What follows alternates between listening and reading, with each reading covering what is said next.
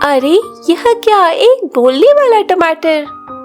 हाँ, मैं एक जादुई टमाटर हूँ और तुमने मुझे दोबारा जिंदा किया है, इसलिए अब से तुम जो कहोगी मैं वही करूँगा। अब इन टमाटरों को बेचकर पिताजी का इलाज शहर के बड़े अस्पताल में करा सकेंगे। रामपुर नाम के गांव में प्रीति अपने माता पिता के साथ रहा करती थी। प्रीति के पिता एक किसान थे। उसकी माँ भी खेती में हाथ बटा दिया करती थी। प्रीति अभी छोटी थी, इसलिए वह खेती बाड़ी में ज्यादा ध्यान न देकर स्कूल जाती थी।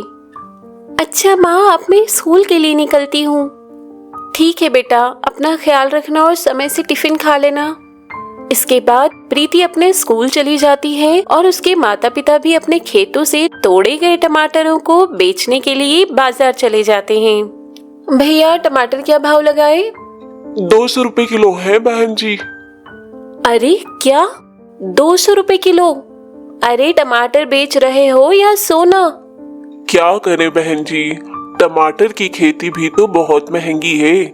इसके बाद वह महिला वहां से चली जाती है और टमाटर महंगे होने के कारण शाम तक भी उनके टमाटर बिक नहीं पाते हैं। सुनिए जी, अगर ऐसा ही चलता रहा तो हमसे कोई भी टमाटर नहीं खरीदेगा और हमारे सारे टमाटर खराब हो जाएंगे और कम रेट में बेचेंगे तो वैसे ही घाटा है।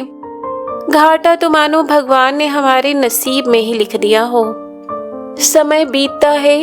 प्रीति के माता पिता बहुत ही उदास मन से बैठे होते हैं। तभी प्रीति उनसे कहती है, माँ, आज मुझे टीचर ने कहा कि तुम्हारी 2 महीने से फीस नहीं आई है और यह भी कहा कि अगर मैंने फीस नहीं दी तो वह मुझे स्कूल से निकाल देंगे।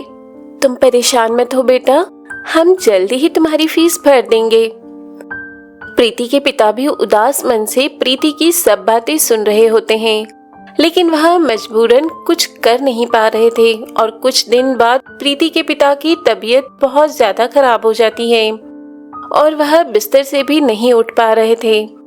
देखिए, इनकी तबीयत बहुत ज्यादा खराब है।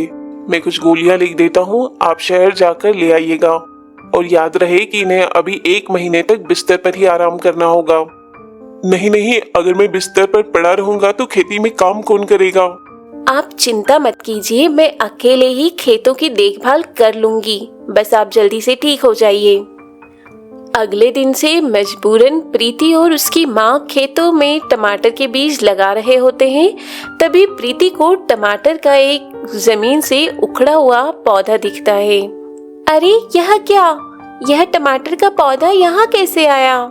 एक काम करती हूँ, इसे भी खेत में लगा देती हूँ। टीचर ने बताया था कि पौधों को अगर दोबारा से लगा दिया जाए तो वह फिर से जिंदा हो जाते हैं। अरे बेटा, तो यह मुरझाया हुआ पौधा क्यों लगा रही है? यह खराब हो चुका है, अब इसे फेंक दे। नहीं माँ, मेरी टीचर ने बताया है कि अगर एक पौधे को दोबारा लगाया जाए तो वह फिर से उग जाता है।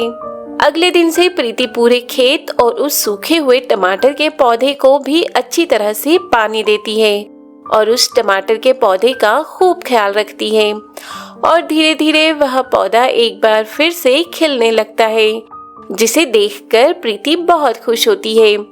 इधर पता चलता है कि प्रीति के पिता की हालत बहुत नाजुक है और अब उनका इलाज केवल शहर में ही संभव है।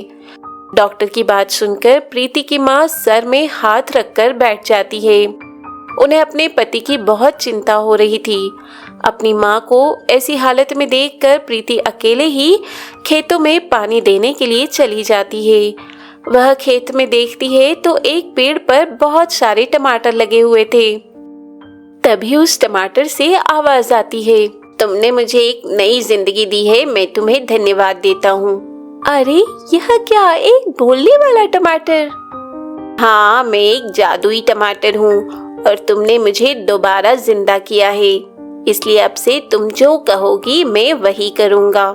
अच्छा ऐसा है क्या? तो एक काम करो, मेरे पूरे खेत की फसल को जल्दी से उगा दो। प्रीति के ऐसा कहते ही वह जादुई टमाटर अपने जादू से पूरे खेत में टमाटर के बहुत सारे पौधे उगा देता है, जिसमें बहुत सारे टमाटर लगे होते हैं। अब इन टमाटरों को बेचकर पिताजी का इलाज शहर के बड़े अस्पताल में करा सकेंगे। थैंक यू जादुई टमाटर। उस जादुई टमाटर की मदद से प्रीति अब ज्यादा से ज्यादा टमाटर बाजार में सस्ते दामों में बेचने लगी थी। सस्ते होने के कारण उसके टमाटर खूब बिके और उन पैसों से अपने पिता का इलाज कराने के बाद वह एक बार फिर से स्कूल जाने लगती है। और अब जब भी उसे कुछ चाहिए होता था तो वह उस जादुई टमाटर से मांग लिया करती थी। तो दोस्तों, ये थी जादुई टमाटर की कहानी। अगर ये कहानी आपको अच्छी लगी हो तो वीडियो को लाइक कर हम सबके मजेदार चैनल कार्टून बडी टीवी को सब्सक्राइब जरूर करें।